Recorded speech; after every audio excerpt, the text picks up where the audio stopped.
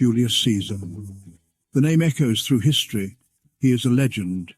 Caesar was a Roman general. He was a politician. He was a dictator. His life and death changed Rome forever. Caesar's story is one of ambition, power, and betrayal.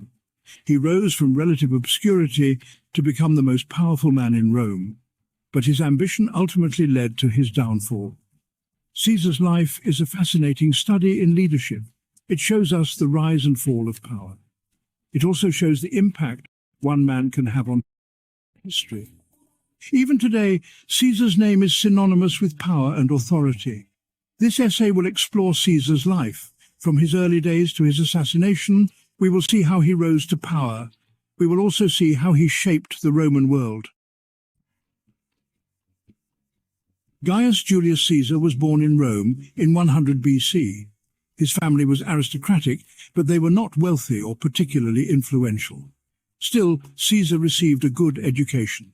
He studied rhetoric and oratory, skills that would serve him well in his political career.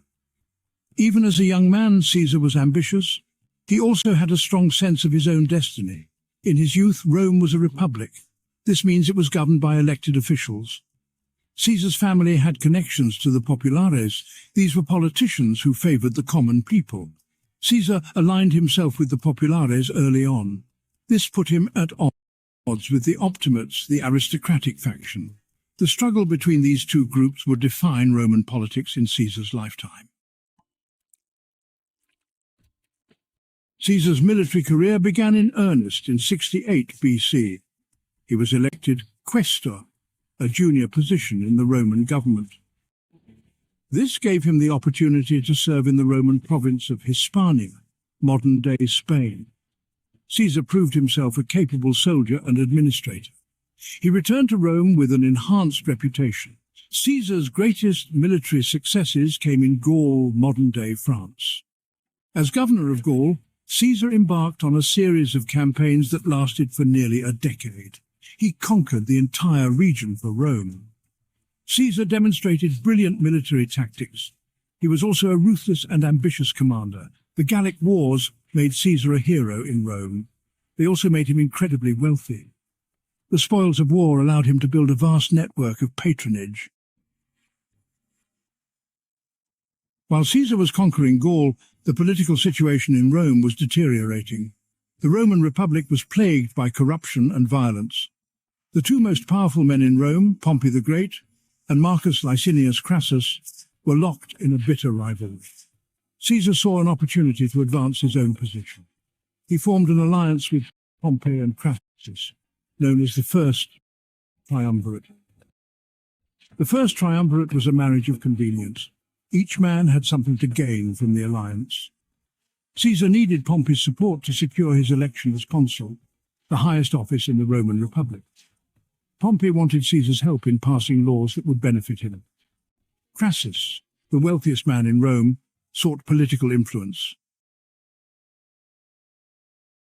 The First Triumvirate was short-lived. Crassus was killed in battle in 53 BC. This left Caesar and Pompey as the two most powerful men in Rome. Their rivalry, always present beneath the surface, now came to a head. The Senate, increasingly wary of Caesar's power, ordered him to return to Rome and disband his army. Caesar refused. In 49 BC, Caesar crossed the Rubicon River with his army. This was an act of war. The Rubicon marked the boundary between Caesar's province of Gaul and Italy. By crossing it with his army, Caesar was effectively declaring war on the Roman Republic. The die was cast. Rome was plunged into civil war. Section 6. Caesar as dictator, power and reform.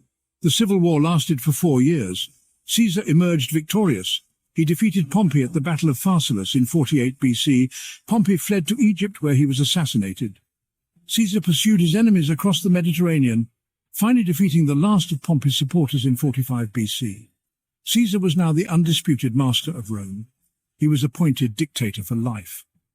As dictator, Caesar implemented a series of reforms. He granted citizenship to people in Roman provinces. He reformed the calendar. He also initiated large-scale building projects in Rome. Caesar's reforms were designed to address some of the problems that had plagued the Roman Republic. They were also intended to consolidate his own power. Section 7. The Ides of March, Caesar's assassination. Caesar's rule was not universally popular. Many senators resented his power. They saw him as a tyrant who had destroyed the Roman Republic.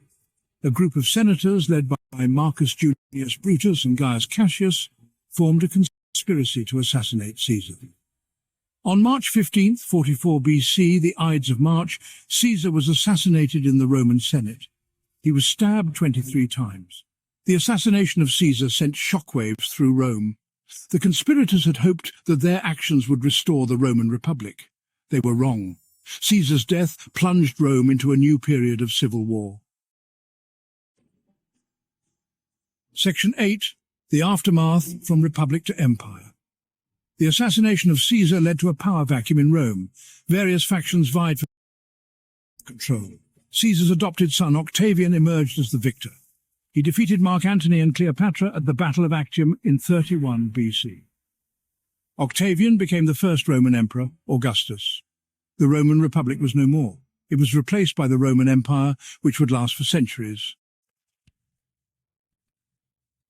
Section 9. Caesar's enduring legacy.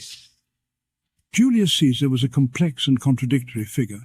He was a brilliant general, a shrewd politician, and a ruthless dictator. He was both admired and feared. He was ultimately brought down by his own ambition. Caesar's legacy is equally complex. He destroyed the Roman Republic, but he also laid the foundations for the Roman Empire. Caesar's impact on history is undeniable. His name is still synonymous with power, ambition, and betrayal. He is remembered as one of the most influential figures in Western history.